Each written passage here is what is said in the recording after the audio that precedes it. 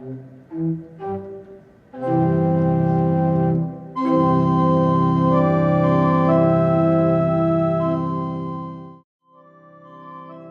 a le pèlerinage aussi de la Kuna Mama. Donc c'est tous les années. Et cette année encore, il y a encore c'est pour commémorer justement des prêtres qui sont morts sur ce site.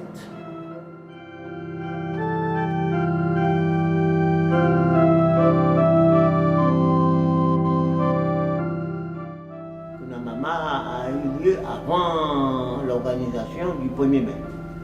C'était Kuna Mama. Ah oui, ce sont les prêtres déportés, c'est pour ça qu'on l'a nommé. Les prêtres déportés, il y a une quantité, hein, parce que normalement, je ne connais pas exactement le nom, mais c'est le père, quel est le père qui avait fait ça?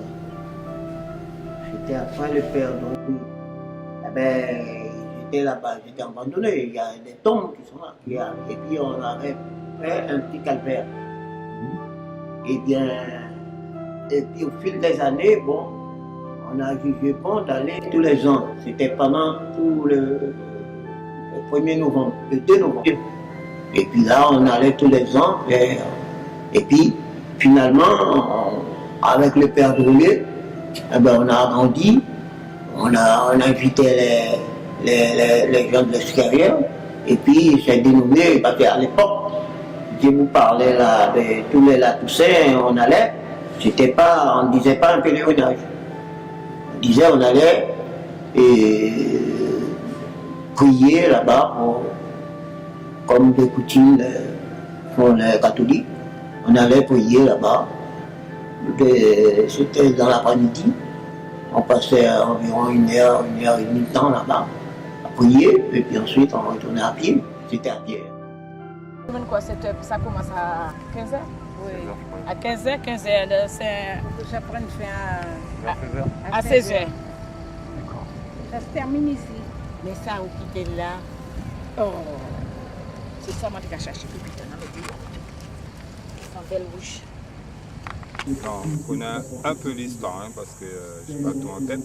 Je sais que ce sont des moines qui sont venus ici en Guyane, et puis après on les a déportés ici sur la place de Kuna Mama. Là ils sont sortis de plusieurs communes et ils sont venus ici à pied. Et il y a plusieurs qui sont morts en chemin. Il y a ceux aussi qui sont morts de maladie.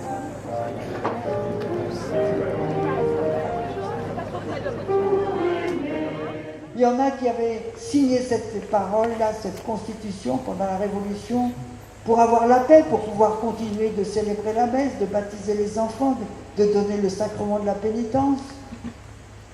Est-ce qu'ils avaient fait le bon choix? Qu'est-ce que j'aurais fait à leur place? J'en sais rien. En tout cas, c'était pas pour nier le pape, non, c'était pour pouvoir vivre. Et parmi les prêtres qui sont ici, qui sont enterrés, il y a les deux. Il y a ceux qui n'ont jamais voulu accepter la Révolution, et il y a ceux qui avaient signé. Et puis il y a ceux qui avaient signé, puis qui s'étaient rétractés en disant non. Je le savais à l'église. Il y avait de tout. Mais c'était des hommes qui avaient dit oui au Seigneur dans leur jeunesse, qui avaient accepté l'appel de Dieu, et puis qui essayaient d'y être fidèles dans des circonstances tragiques. Tous ceux qui sont ici, figurez-vous, ils sont ici parce qu'ils ont été dénoncés. Dénoncés. J'étais avant-hier avec une professeure d'histoire de Saint-Georges de l'Oyapock qui est en train de préparer un mémoire pour nous aider pour la béatification de ces prêtres-là. Et elle me disait son étonnement quand elle est allée à la Bibliothèque nationale, c'est vrai, elle a découvert que tous avaient été dénoncés peut-être par des chrétiens, peut-être sur ordre. Pensez pas mis, quand vous écrivez une lettre de dénonciation, vous ne dites pas forcément je dénonce parce qu'on m'a demandé de le faire. Dites pas. Je ne sais pas trop qu'est-ce qui animait ces gens qui dénoncent. Et tous ceux qui sont là ont été dénoncés. Dans leur village, dans leur monastère, Il y a des moines qui sont là. Et ils ont été amenés ici dans des conditions atroces. Il y en a qui sont morts sur le bateau. Il y en a 200, plus de 200 qui sont arrivés par bateau. Sur les 200, il y en a qui sont morts. Il y en a 9 qui sont morts pendant la traversée. Tellement les conditions de vie étaient déjà terribles. Tellement ils n'avaient pas ce qu'il fallait pour manger. Tellement ils étaient sans possibilité d'hygiène. Et puis il y en a 80 ou 90 qui sont arrivés quelque part à Sinnamary. Puis c'est de là qu'on les a amenés ici. Quand le commandant a vu les conditions de vie ici, il a été terrifié. Un de ses officiers lui a dit, il vaudrait mieux les tuer tout de suite. Ça serait moins pire. Ben non, on les a mis là. Et puis, 4 jours après qu'ils sont arrivés, il y en a un qui est mort. 4 jours après. Et il n'y avait même pas que les prêtres qui mouraient. Il y avait aussi les soldats. Il y avait aussi les Amérindiens qui géraient le camp. Il y avait aussi les esclaves qui aidaient. Tout le monde était malade.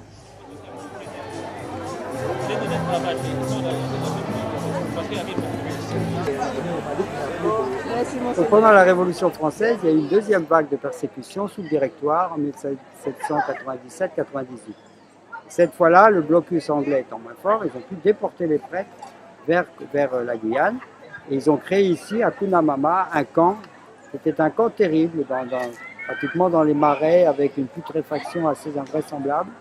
Si bien que très vite, les gens sont morts, mais pas seulement les prêtres, mais aussi les soldats, et aussi les Amérindiens qui tenaient l'infrastructure du camp. Donc vous avez ici 63 prêtres sur 80 qui sont morts en quelques semaines, si bien que le camp a été fermé, mais ils ont été retransportés vers Sinnamary, mais 21 étaient encore trop faibles et sont morts en fait en Sinnamary. Donc ça fait 84 prêtres. Les uns étaient réfractaires, les autres avaient signé la constitution civile du clergé, c'est-à-dire pour avoir la paix et continuer leur ministère, mais continuer en fait d'être fidèles à l'Église. D'autres avaient signé puis s'étaient rétractaires, enfin il y avait toutes sortes de prêtres. Et ils ont vécu ici dans des conditions abominables de choléra, de scorbut, piqués par les moustiques, infectés, n'ayant pas une nourriture propre du tout. C'est bien que voilà. Et donc cette mémoire est restée ici. D'ailleurs, vous avez un peu plus loin la savane des Pères. C'est bien que c'est inscrit même dans la topographie de la Guyane, cette présence des prêtres pendant la Révolution française. Nous aimerions qu'ils soient béatifiés, c'est-à-dire qu'ils soient reconnus leurs martyrs, pour que précisément cette page aussi de l'histoire soit écrite et soit vénérée par l'ensemble des fidèles et par la population.